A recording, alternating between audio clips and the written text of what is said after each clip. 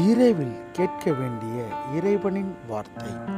என் ஆத்துமாவை மரணத்துக்கும், என் கண்ணை கண்ணீருக்கும், என் காலை இடறுதலுக்கும் தப்புவித்தீர்.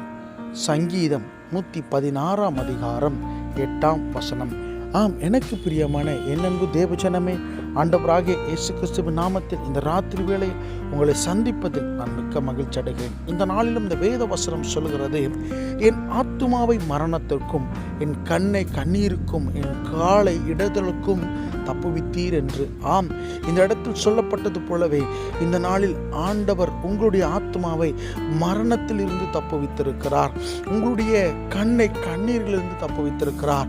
உங்களுடைய கால்கள் இடறுதலான இடங்களுக்கு போக வேண்டிய இடத்துல இருந்து அவர் உங்களை மீட்டெடுத்திருக்கிறார். பிரியமானவர்களே, இந்த ராத்திரி வேளையில் ஆண்டவருக்கு நன்றியுள்ள ஒரு மகனாக மகளாக இருந்த நன்றியுடன் இந்த ராத்திரி